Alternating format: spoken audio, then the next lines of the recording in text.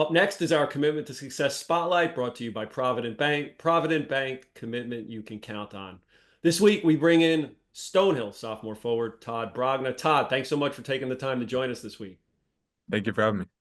All right, Todd, let's talk about last week. A sweep for Stonehill. The offense, we already talked about it earlier on the podcast, was just humming, averaging 82 points in the wins, super efficient, 20 made threes.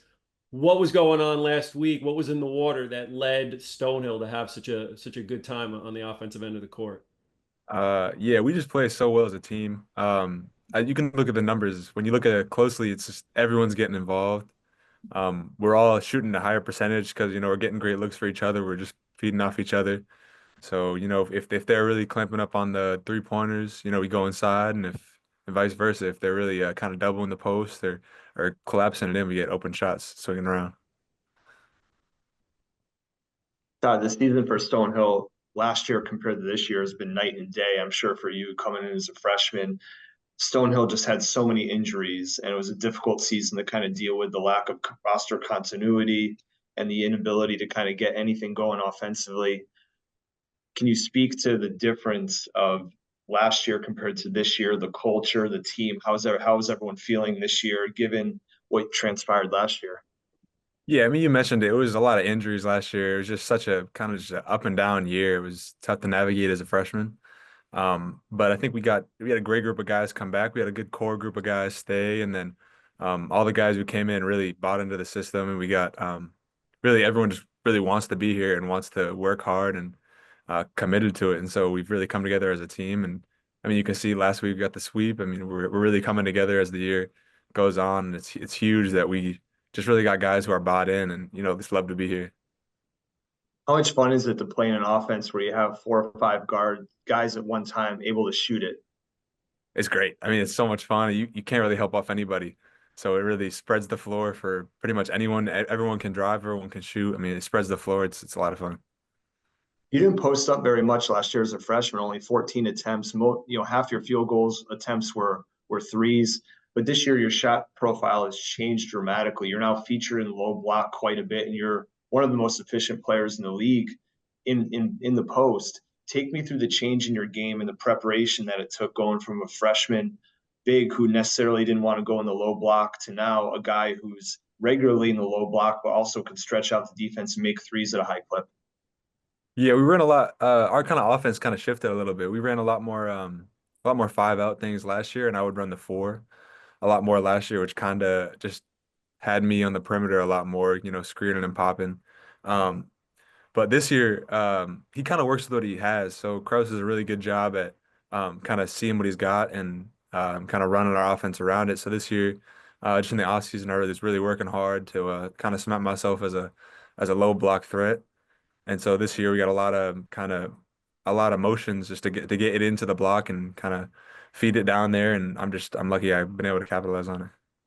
What does that regiment look like? Is like getting work done in a low block? Are you putting muscle on? Like you working on footwork all the time? I'm sure it was a laborious summer for you working on your post game.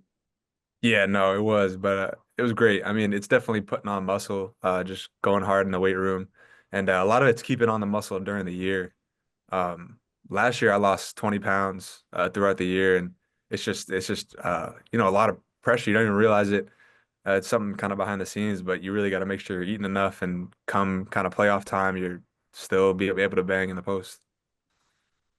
Todd, looking at your efficiency numbers, 53% from the field, 43 from three, 91 from the line. These are kind of historic numbers, at least in these parts and pretty much anywhere you see. These are Kevin Durant, Larry Bird type numbers. What's the secret sauce here to being an efficient player? First of all, do you have the green light anytime you want it, or is coach gonna clamp down on you? No, I don't think I have the green light wherever I want it. Again, that's what I was saying. We work so well off each other. Our offense is really we all just take what the defense gives us. So a lot of it's like I'm not taking any shots that would kind of be questionable. A lot of it's I'm taking open shots that the defense is giving me. Like I'm sure you can look at the numbers. Some games I'm not even taking a three. Some games I'm taking five. It's really just whatever the defense gives me, and that's how you got to stay efficient. As a 91% free throw shooter, coaches will say like there's only one shot in the game where they're not guarding you, and that's at the line. What's the secret to being a great free throw shooter? Just reps, a lot of reps. I mean, all off season, even the year before I got here when I was a freshman, I was hurt for a while and just pretty much I wasn't able to jump. So a lot of it was just spent just taking free throws because I mean that was really the only shot I could take. It's just totally just reps, reps, reps. I saw that in high school you were a three-sport athlete. You played soccer, you played volleyball, 6'7" guy doing headers, knocking people around the volleyball court. How are you in these other sports? I was okay. You know, I didn't focus on them as much as basketball. Um, but you know, it was a lot of fun to play them, and I mean, obviously, I had a little bit of an advantage in some of the aspects. Like for volleyball, I played the middle, and I was just naturally big, so you know, I got a little head start, and same with soccer. But I was okay. I didn't focus on them as much as basketball. Basketball always your first love? Yeah, I was. Awesome.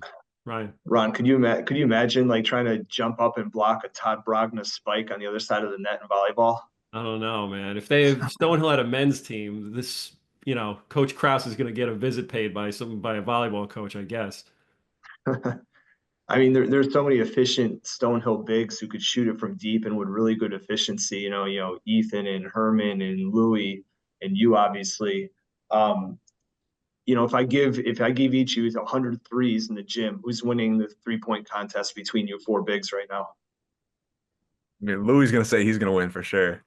He's got the supreme confidence, but Shooting 40%, he's pretty good. oh no, he's shooting it great. He's playing amazing. It'd be neck and neck, but I mean, Herm's a bit of a robot, man. I got to give it to Herm. Yeah, and he's made some big shots too in some of these games, right? Oh yeah, he's a great player. Yeah, absolutely.